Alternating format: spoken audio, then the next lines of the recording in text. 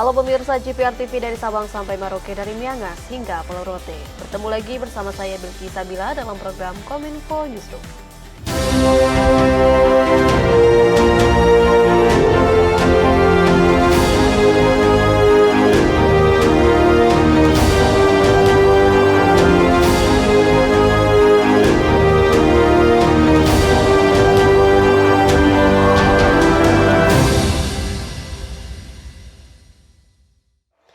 Inilah Kominfo Newsroom selengkapnya. Pemirsa, pemerintah Indonesia mengirimkan bantuan kemanusiaan untuk korban gempa yang melanda Turki dan Suriah.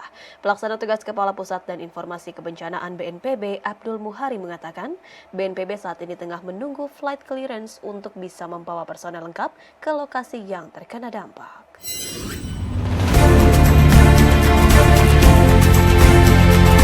Pemerintah Indonesia mengirimkan bantuan untuk menangani dampak bencana gempa dalam 2 tahapan kepada pemerintah negara terdampak Turki dan Suriah. Pada tahap pertama, Indonesia mengirimkan tim Medium Urban Search and Rescue atau USAR berkekuatan 47 personil dari Basarnas yang didampingi oleh tim manajemen dari BNPB yang akan diberangkatkan dalam 1 hingga 2 hari ke depan. Pelaksana tugas Kepala Pusat Data dan Informasi Kebencanaan BNPB, Abdul Muhari mengatakan, saat ini pihaknya menunggu flight clearance untuk bisa membawa personel lengkap dengan alat peralatan yang dibawa seluruhnya dari Indonesia.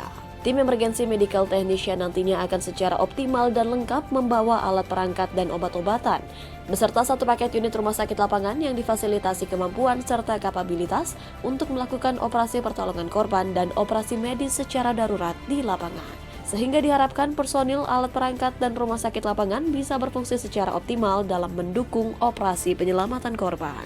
Selain dukungan dana tunai tersebut, logistik permakanan dan peralatan akan dikirim secara langsung dari Indonesia dengan total dukungan logistik sebesar 70 ton untuk masing-masing negara Turki dan Suriah. Saat ini kita juga sedang mengumpulkan dan menyiapkan logistik berupa logistik permakanan beserta logistik peralatan yang nantinya akan kita kirimkan dalam waktu dekat juga, sesegera mungkin, beserta dengan dukungan dana tunai yang estimasi awal nilainya berjumlah 1 juta US dollar untuk Turki dan 1 juta US dollar untuk Suriah. Menteri Luar Negeri Retno Marsudi mengundang Australia untuk berinvestasi dalam pembangunan ibu kota Nusantara. Hal tersebut disampaikan Menlu Retno di Canberra dalam kunjungan kehormatan atau courtesy call kepada Gubernur Jenderal Australia, David Harley, dan Perdana Menteri Anthony Albanese.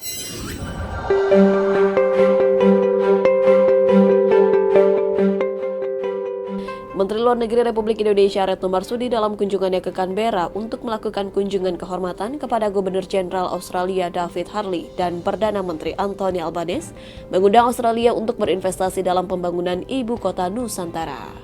Dalam pertemuan tersebut, Retno menyampaikan hubungan antara Indonesia dan Australia yang semakin kuat dan telah membuahkan berbagai kerjasama konkret yang bermanfaat bagi kedua rakyat. Ia juga menyampaikan bahwa Indonesia dan Australia merupakan mitra komprehensif strategis yang sama-sama menganut demokrasi, penghormatan terhadap hak asasi manusia, dan juga hukum internasional. Dalam kunjungannya, Menlu Retno juga berkesempatan untuk berkunjung ke kediaman resmi Gubernur Jenderal Australia David Harley. Dalam pertemuan tersebut, Menlu menekankan secara khusus mengenai pentingnya penguatan hubungan antar masyarakat, salah satu caranya dengan mengintensifkan pengajaran bahasa Indonesia di Australia. Saya juga sampaikan pada saat bertemu dengan Gubernur Jenderal Australia bahwa kita sudah memilih untuk terus memperkuat hubungan dengan Australia. Dan kalau kita berkomitmen untuk melakukan itu, maka hubungan kita ke depan akan lebih baik dan selalu menguntungkan kedua belah pihak. Sementara itu, pemirsa, pasca pembakaran pesawat Susi Air oleh kelompok kriminal bersenjata di Nduga, Papua, tim gabungan TNI Polri mengevakuasi 15 pekerja pembangunan Puskesmas Paro Nduga. Kondisi terkini, 15 pekerja tersebut dinyatakan dalam keadaan sehat setelah dievakuasi dengan menggunakan 3 helikopter dan kini tengah menjalani pengawasan medis.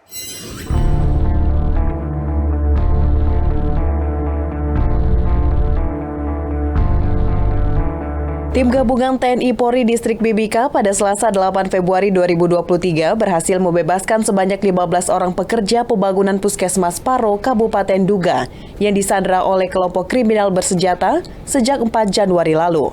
Penyanderaan 15 orang pekerja tersebut dilakukan oleh KKB karena mengira terdapat anggota TNI Polri yang melakukan penyusupan. Penyelamatan dipimpin oleh Kapolres Duga AKBP Rio Alexander. Selain itu, masyarakat sekitar lokasi juga membantu proses penyelamatan 15 pekerja yang diancam akan dibunuh oleh pemimpin KKB Papua, Egyanus Kogoya, apabila tidak segera keluar dari distrik Paro. Kondisi terkini ke-15 pekerja tersebut dinyatakan dalam keadaan sehat setelah dievakuasi dengan menggunakan 3 helikopter dan kini tengah menjalani pengawasan medis. Sementara itu, tim gabungan TNI Polri hingga saat ini masih melakukan proses pencarian pilot pesawat Susi Air, Philip Martens yang ditengarai disekap oleh anggota KKB sejak Selasa 7 Februari lalu.